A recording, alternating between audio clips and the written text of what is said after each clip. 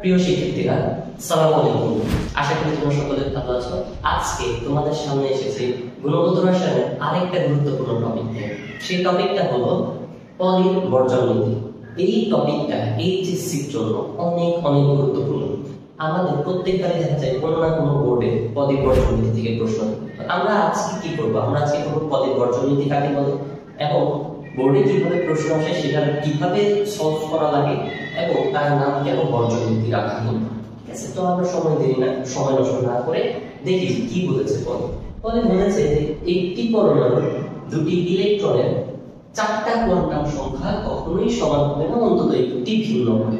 ঠিক আছে, অর্থাৎ আমরা কোয়ান্টাম সংখ্যা সম্পর্কে জানি যে চারটা কোয়ান্টাম সংখ্যা রয়েছে। প্রধান কোয়ান্টাম সংখ্যা যাকে আমরা n দ্বারা প্রকাশ করি, সহকারী কোয়ান্টাম সংখ্যা l দ্বারা প্রকাশ করি, এরপরে হচ্ছে চৌম্বকীয় কোয়ান্টাম সংখ্যা যাকে n দ্বারা প্রকাশ করি, আর আরেকটা স্পিন কোয়ান্টাম সংখ্যা s দ্বারা প্রকাশ করি। এই যে n, l, m আর s, এই যে চারটা আছে, এই চারটা কখনো দুইটা ইলেকট্রনের ক্ষেত্রে সমান হবে না। একটা পরমাণু দুইটা ইলেকট্রনের ক্ষেত্রে সমান হবে না, অন্তত যে কোনো একটা ডিফারেন্ট হবে। আমরা প্রশ্ন কিভাবে আসে বলবে এইভাবে দিতে পারে যে ক্যালসিয়াম পরমাণু 19তম 20তম ইলেকট্রনের ক্ষেত্রে পলির বর্জন নীতি প্রয়োগ হবে কি। এভাবে দুইটা ইলেকট্রন আমাদেরকে বলে দিবে, সেটা 19-20 হতে পারে, 11-20 এভাবেও হতে পারে। তো আমাদের কাজ হচ্ছে কি এই 19তম ইলেকট্রন এবং 20তম ইলেকট্রনের জন্য চারটা কোয়ান্টাম সংখ্যার মান বের করা। কিভাবে বের করব? আমাদেরকে সবার আগে ইলেকট্রন বিন্যাস লিখতে হবে। ঠিক আছে, তো আমরা ক্যালসিয়ামের ইলেকট্রন বিন্যাস লিখি। ক্যালসিয়ামের ইলেকট্রন বিন্যাস আমাদের হবে 1s2 2s2 2p6 3s2 3p6 4s2। আমরা যদি বক্স আকারে দেখি, এই বক্সে আমাদের দুইটা ইলেকট্রন, 2s2 এর বক্সে আমাদের দুইটা ইলেকট্রন, 2p6 এ আছে 6টা।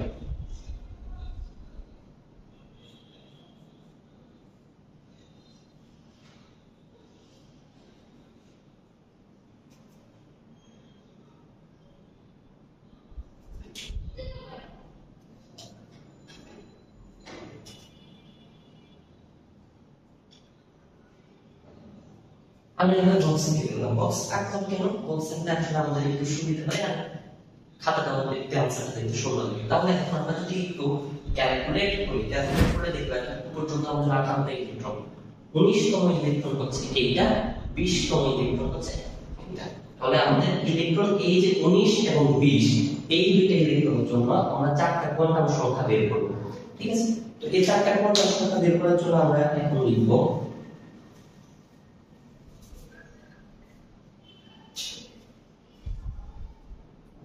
আমরা চারটা কোয়ান্টাম সংখ্যা কি কি আছে? n, l, m এবং s। তাহলে 19তম ইলেকট্রন,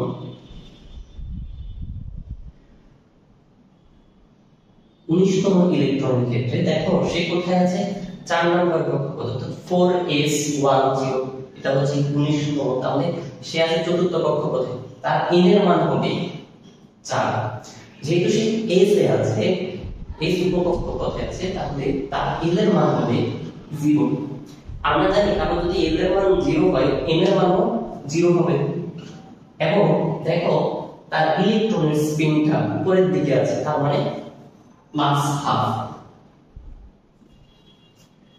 20তম ইলেকট্রনের ক্ষেত্রে যদি আমরা দেখি, 20তম ইলেকট্রন তার ক্ষেত্রে সেও কি 4s এ আছে, তাহলে n এর মান 4, l এর মান 0, আর l এর মান যদি 0 হয়, m এর মান হবে 0 এবং তার ইলেকট্রনের স্পিন দেখো নিচের দিকে আছে, তাহলে সেক্ষেত্রে আমরা বলবো মাইনাস হাফ।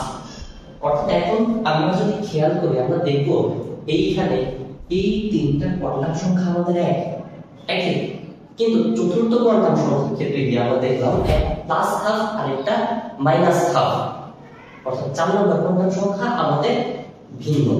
এই কথাটা আসলে পলি বলেছে যে তুমি যদি তিনটা কোয়ান্টাম সংখ্যা এক পাও, 4 নম্বর কোয়ান্টাম সংখ্যাকে অবশ্যই ভিন্ন হইতে হবে। ঠিক আছে, এখন প্রশ্ন হচ্ছে এটাকে কেন আমরা বর্জন নীতি বলি? বর্জন নীতি নাম হচ্ছে এখানে কি বাদ দিল যে তার নাম হচ্ছে বর্জন নীতি? আসলে আমরা জানি ইলেকট্রন যখন থাকে, ইলেকট্রন হয় ঘড়ির কাঁটার দিকে ঘুরে, তার নিজের কক্ষপথে সে ঘুরতে থাকে। ধরো এটা যদি তার কক্ষপথ হয়, এই ইলেকট্রন সে হয় ঘড়ির কাঁটার দিকে ঘুরবে অথবা ঘড়ির কাঁটার বিপরীত দিকে ঘুরবে, হয় এই দিকে অথবা এই দিকে।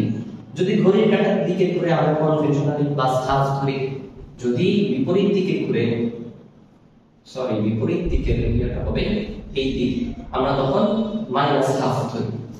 ঠিক আছে, এখন আমাদের একটা ইলেকট্রন থাকলে প্লাস হাফ পাইলাম, পরের ইলেকট্রন যদি থাকে সে অবশ্যই ঘড়ির কাঁটার বিপরীত দিকে ঘুরবে মাইনাস হাফ। আচ্ছা, আরেকটা ইলেকট্রন দিলাম, ধরো এখানে একটা আছে, একজন যদি ঘড়ির কাঁটার দিকে ঘুরে আরেকজন হচ্ছে ঘড়ির কাঁটার বিপরীত দিকে ঘুরবে, এই দিক বরাবর ঘুরবে। ঠিক আছে, ওই তো এই হচ্ছে কি আমাদের মাইনাস হাফ। এখন ধরো আমরা 3 নম্বর আরেকটা ইলেকট্রন আনতে চাইলাম। 3 নম্বর আরেকটা ইলেকট্রন যদি আমি এখানে দেই, তাকে হয় ঘড়ির কাঁটার দিকে ঘুরতে হবে নাহলে বিপরীত দিকে ঘুরতে হবে। এখন ঘড়ির কাঁটার দিকে ঘুরলে সে হয়ে যাবে প্লাস হাফ। তাহলে দেখো আমার 3 নম্বর ইলেকট্রনের জন্য এখানে যদি আমি আরো একটা ইলেকট্রন দিই, হয় তাকে প্লাস হাফ দিতে হবে বা মাইনাস হাফ।